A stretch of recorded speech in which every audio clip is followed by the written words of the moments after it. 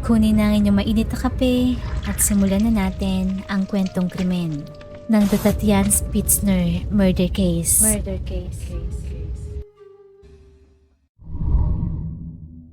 Si Tatian Spitzner, 29 years old, ay isang successful na abogado mula sa Brazil.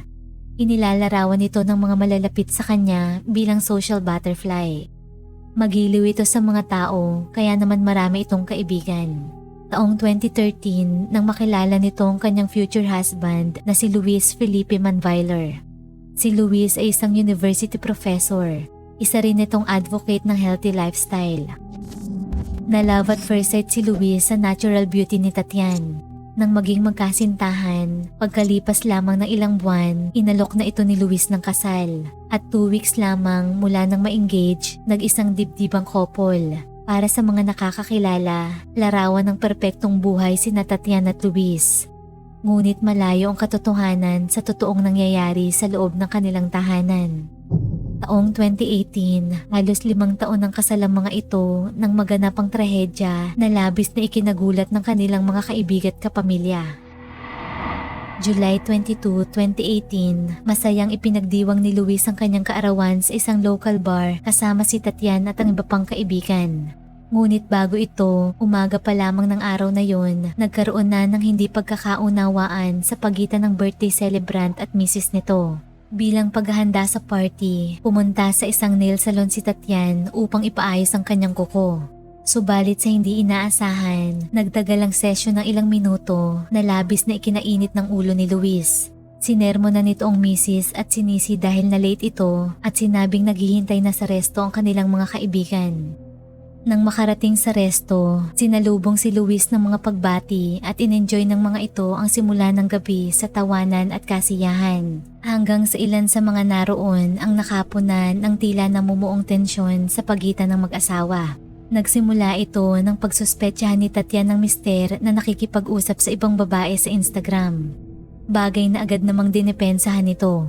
Ayon kay Luis, nag-post ito ng story sa Instagram tungkol sa kanyang birthday. Kaya naman ilan sa mga kaibigan nito online ang bumati sa kanya kabilang ng ilang babae. Subalit ayon sa malapit na kaibigan ni Tatian na si Julia, tila kabaliktaran ang sinasabi ni Luis. Ayon rito, sa mag-asawa, si Luis ang seloso. Inamin ni Tatian kay Julia ang labis na pangungontrol ng mister at hindi nito pagtrato ng maayos sa kanya. Sa puntong naiisip ng makipag-divorce ni Tatian dahil sa takot sa maaaring gawin ni Luis. Sa mata ng publiko, si Luis ay isang sopistikado at edukadong tao. Ngunit hindi gaya ng kanyang misis na maraming kaibigan, si Luis ay mailap at tahimik lamang. Ayon sa may-ari ng gym na pinupuntahan ni Luis, hindi umano ito nakikipag-usap kanino man roon. Ang pakay lamang nito ay mag-train at magpalaki ng katawan. Katunayan, gumagamit ito ng steroids upang mas lalo pang ma-enhance ang kanyang muscle at anyo. Ayon sa pag-aaral, ilan sa side effects ng steroids ay ang pagiging aggressive at maiinitin ng ulo ng isang tao. Samantala, pagkatapos ng birthday party ni Luis, nilisan na ng mag-asawa ang resto at nagbiyahe patungo sa kanilang apartment. Doon na nagsimula ang kalbaryo ni Tatian. Ang susunod na mga kaganapan ay ang detalyadong kuha mula sa iba't ibang CCTV sa building na inuupahan ng mag-asawa. Nagsimula ang lahat sa loob pa lamang ng sasakyan nang makarating sa apartment sina Tatian at Luis. Kuhang-kuha sa CCTV ang ilang beses na pagsampal ni Luis sa mukha ng misis. At sa oras na tumungtong ang dalawa sa labas, unti-unti ay mas lalong tumindi ang bayolenteng komosyon sa pagitan ng mga ito. Malinaw na makikita na ang lahat ng ito ay sinimula ni Luis. Pagkarating sa parking lot, buong lakas na nakipagbuno si Tatian sa mister. Subalit wala itong kalaban-laban sa laki at lakas nito. Sinubukan tumakbo ni Tatian palayo kay Luis ngunit nahuli pa rin siya nito. Habang hawak sa kanyang mga bisig, muli siya nitong hinampas ng paulit-ulit. Sa isang pagkakataon, nagawang makawala ni Tatian mula sa pagkakahawak ni Luis. Nakatakbo ito papasok sa elevator.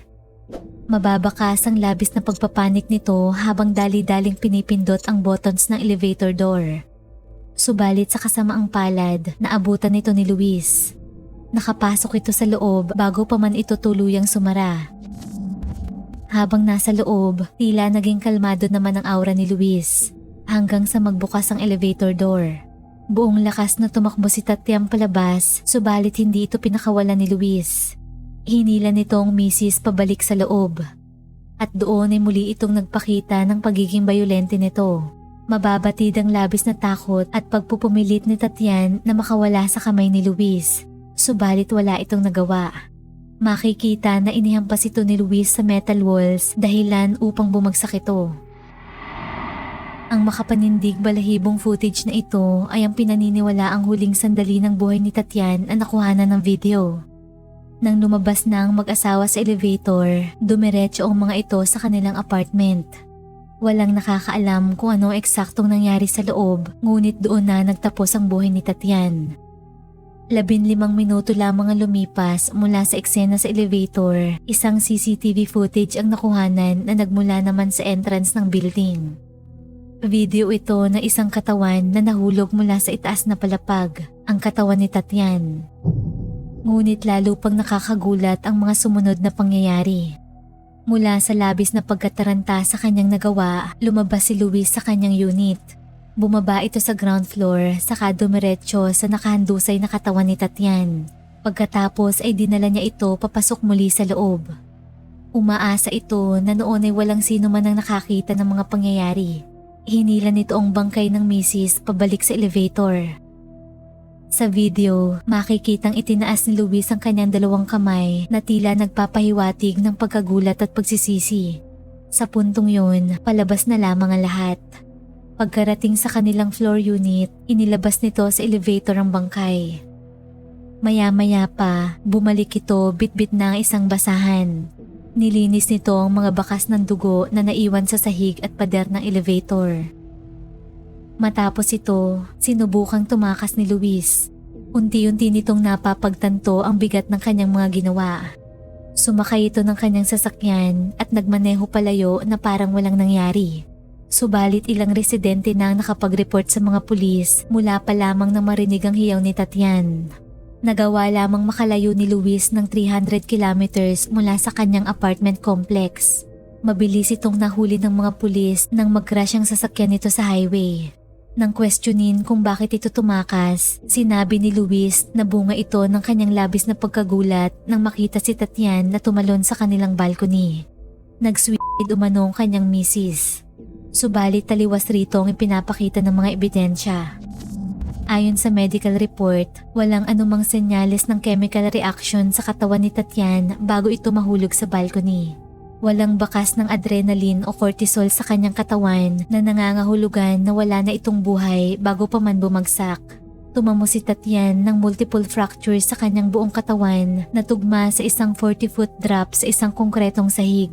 At ang pinakamatibay na ebidensya, ang natagpo ang imprinta ng pares ng kamay sa kanyang lalamunan. Wasak ang tinatawag na hyoid bone sa bandang harapan ng leeg nito. Consistent ang injuring ito sa pananakil. Bagay na mas nagpalakas ng teorya na patay na si Tatyan bago pa man ito ihulog. Bago ang kamatayan ni Tatyan, nadiskubre ng otoridad ang estado ng pagsasama nito at ng mister na si Luis. Ayon sa mga kaibigan at ilang witness, biktima si Tatyan ng pang-aabusong mental at pisikal ni Luis.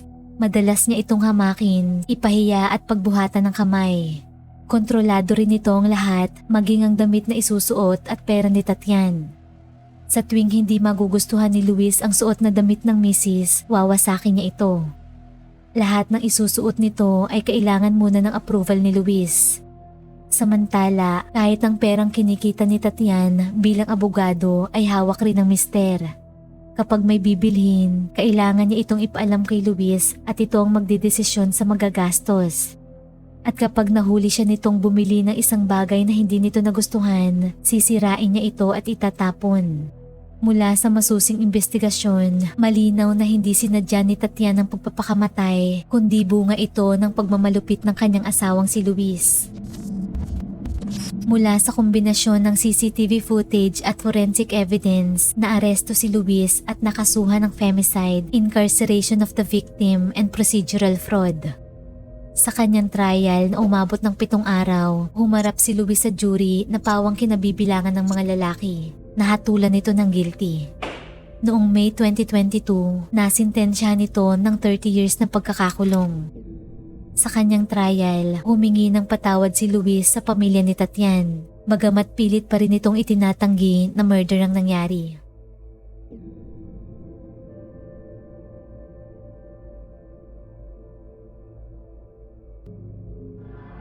Kung nagustuhan mo ang ating kwentong krimen, huwag kalimutang mag-like, subscribe, at comment sa kung ano ang iyong opinyon tungkol rito.